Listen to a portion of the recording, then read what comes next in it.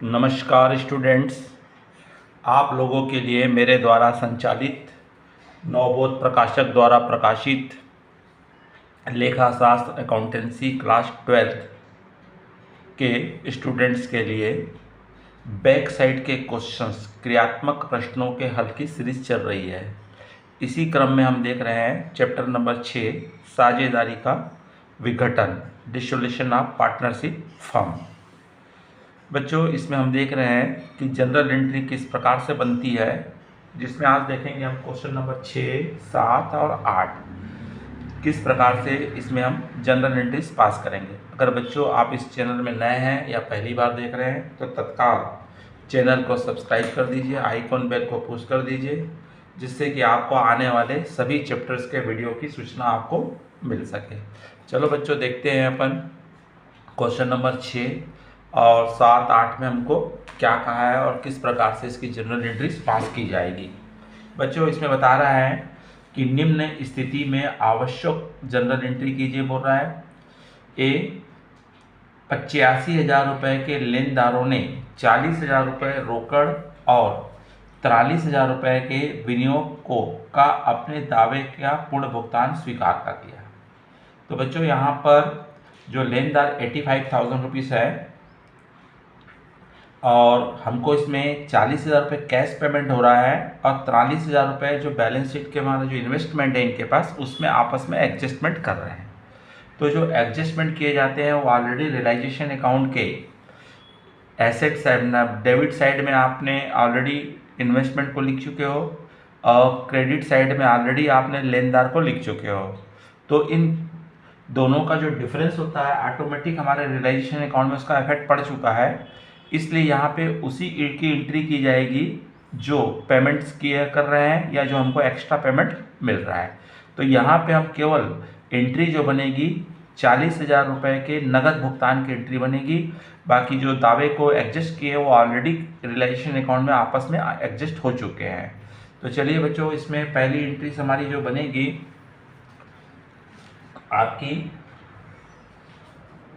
तो first entry बन रही है आपके realisation account DR to bank. क्या एंट्री बनेगी हमारी?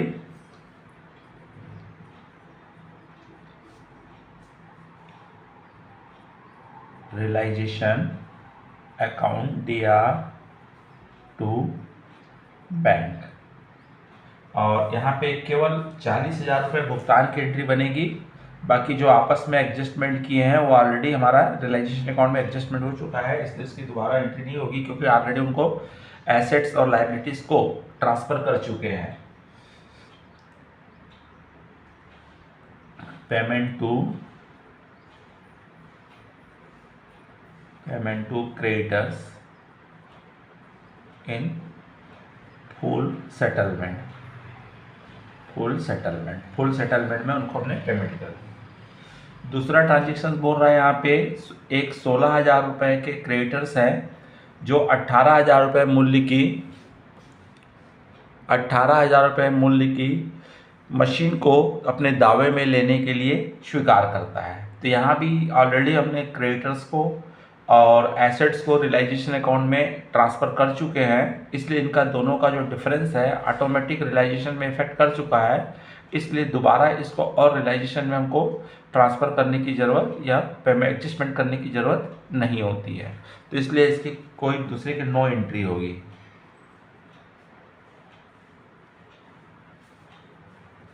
और उसके बाद थर्ड नंबर हमको बोल रहा है आपको लेनदार 90,000 रुपये के हैं और 20,000 रुपये के बिल्डिंग तथा 30,000 रुपये के रोकड़ फर्म को भुगतान करना स्वीकार किया है। तो यहाँ पे हमारे पास क्या आती है, बिल्डिंग जो थी 1,20,000 रुपये की है और हमको क्रेडिटर्स को लौटाना कितना है, 90,000 रुपये। तो ऑलरेडी यहाँ भी हमने क्रेडिटर्स को रियलाइजेशन अकाउंट में ट्रांसफ़र कर चुके 90,000 रुपये, बिल्डिंग को भी ऑलरेडी हमने रियलाइजेशन अकाउंट में 1,20,000 ट्रांसफ़र कर चुके हैं। हाँ, यहाँ पे जो 30,000 रुपये जो एक्स्ट्रा था वो पेमेंट करने के लिए कौन तैयार हो गया है, फर्म को पेमेंट्स देने के लिए तैयार हो गया क्रेडिटर्स। तो फर्म को क्रेडिटर से क्या मिल रही है, अमाउंट मिल रही है, उसकी एंट्री बनेगी। तो आपकी एंट्री है cash account DR bank account DR to realisation. जो एक्स्ट्रा पैसा मिल रहा है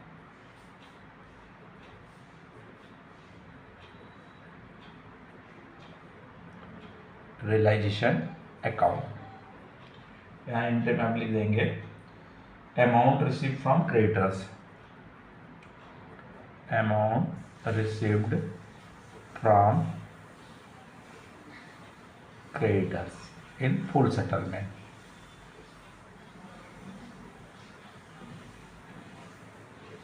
और यहाँ पे हमको अमाउंट्स जो मिल रही है आपको 30,000 रुपये, तो 30,000 रुपये की एंट्री होगी।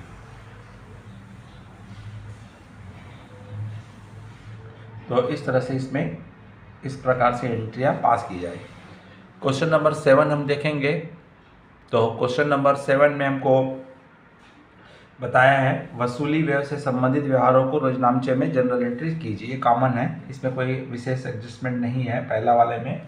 तो सबसे पहले हम यहाँ पे रियलाइजेशन एक्सपेंसेस पे कर रहे हैं, तो ये एंट्री होगी realisation account DR to bank paid to realisation expenses, और 2500 रुपये पेड कर रहे हैं। तो इसकी नॉर्मल जो आपने पहले भी एंट्रीज पास कर चुके हैं वही एंट्री हमारी यहाँ पे पास होगी।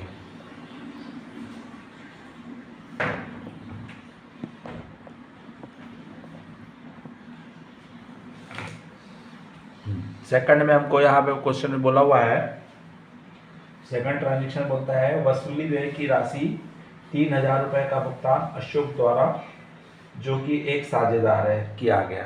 तो यहाँ पे रियलाइजेशन एक्सपेंसेस हमारा है, उसको डायरेक्ट फर्म पेमेंट ना करके पार्टनर पेमेंट कर दे रहा है। तो इसलिए क्या हो जाएगा, realisation account DR partners capital account हो जाएगा। Realisation account DR to Ashok capital account, और अमाउंट है 3,000 रुपये।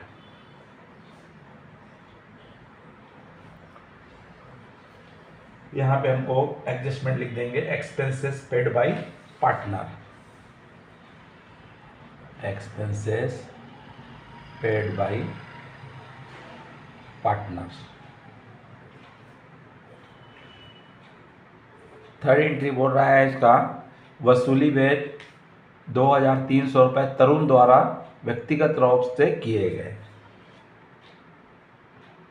तो इसकी कोई एंट्री नहीं होती है क्योंकि पर्सनली खर्च किया हो, तो यहाँ पे उसकी कोई एंट्री नहीं होगी।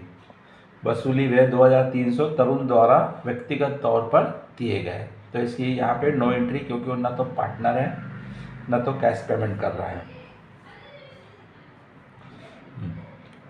फोर्थ हमको बोल रहा है साझेदार अमित को संपत्तियों की वसूली के लिए 4,000 रुपये में नियुक्त किया गया, लेकिन वास्तविक खर्च 3,000 हुआ। अगर हमने किसी पार्टनर को इस कार्य के लिए अलॉटमेंट करते हैं, अपॉइंटेड करते हैं, और उस संबंध में हमने जो भी अमाउंट फिक्स किए हैं वही अमाउंट पे की जाती है, चाहे उसके द्वारा कम खर्च किया जाए या ज़्यादा खर्च किया जाए, उसका इसमें इफेक्ट नहीं पड़ता है। तो ओरिजिनल हमने उसको कितने में अपॉइंट किए हैं, 4,000 रुपये, तो 4,000 की एंट्री होगी। तो यहाँ पे एंट्री हो जाएगी realisation expenses DR, realisation account DR to partner कौन है, अमित, अमित कैपिटल अकाउंट, और यहाँ पे पेमेंट कर देंगे 4,000 रुपये, क्योंकि 4,000 में इसको हमने वर्क के लिए अपॉइंटेड किए थे। तो यहाँ पे amount paid to Amit, Amit for the dissolution. Dissolution के लिए उसको अपॉइंट किया गया था 4,000 रुपये में। तो इस तरह से बच्चों क्वेश्चन नंबर 7 बनेगा। क्वेश्चन नंबर हम 8 भी देख लेते हैं, छोटा सा प्रॉब्लम है, क्या कह रहा है। क्वेश्चन नंबर 8 में हमको कहता है कि सभी साझेदारों ने फर्म के विघटन की इच्छा व्यक्त की है। यासीन एक साझेदार 2 लाख रुपए के ऋण को साझेदारों के पूंजी भुगतान के पहले भुगतान चाहता है, लेकिन अमर एक अन्य साझेदार पूंजी का भुगतान यासीन के ऋण के भुगतान से पहले चाहता है। कारण बताते हैं उनके बीच में उपाय बताइए। तो बच्चों यहाँ पे ये इस प्रश्न में आपको थ्योरी के रूप में पूछा है। तो हमारा रूल होता है कि इसका नियम है, नियमानुसार जो सेक्शन 48 है भारतीय साझेदारी अधिनियम के सेक्शन 48 एक्ट 1932 में ये बताया गया है कि किसी भी साझेदार को पूंजी पाने का अधिकार लास्ट में होता है। अगर किसी साझेदार ने फर्म को ऋण दिया हुआ है तो पहले उस साझेदार को ऋण का भुगतान किया जाएगा और उस ऋण के भुगतान करने के पश्चात ही साझेदारों के पूंजी के भुगतान की व्यवस्था होती है। तो इस हिसाब से यहाँ पे हम यासीन को पहले 2 लाख रुपए ऋण का भुगतान करेंगे और उसके पश्चात ही अमर को कैपिटल का भुगतान किया जाएगा।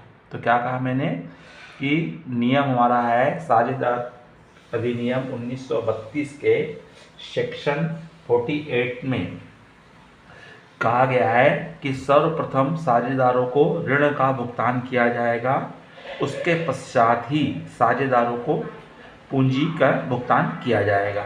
इसलिए यहाँ पे यासीन का ऋण का भुगतान पहले किया जाएगा। तो हम लिख सकते हैं, यहाँ पे लिख देंगे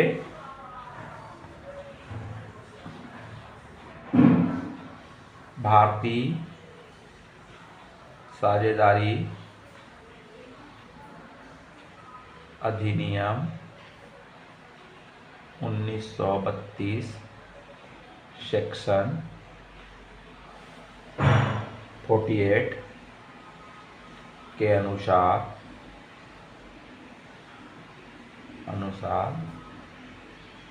सर्वप्रथम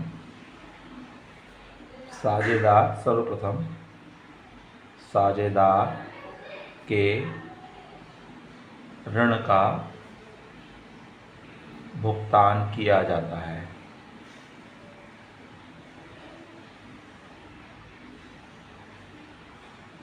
उसके पश्चात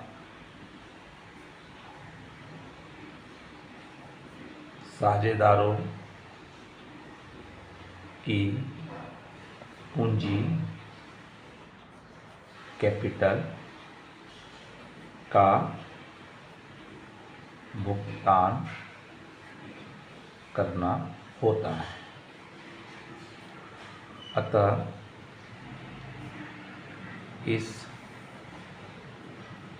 इस प्रश्न में यासीन का ऋण 2 लाख रुपए सर्वप्रथम भुगतान किया जाएगा।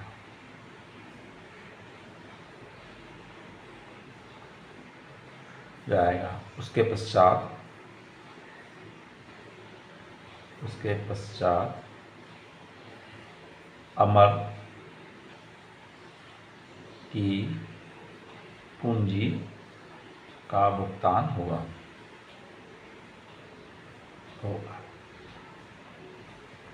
तो इस तरह से आपको पहले इसमें केवल कारण बताना है और तो इस तरह से बच्चों आपको इसमें समझ में आया होगा। तो लाइक कीजिए, अपने अधिक से अधिक मित्र साथियों को शेयर कीजिए।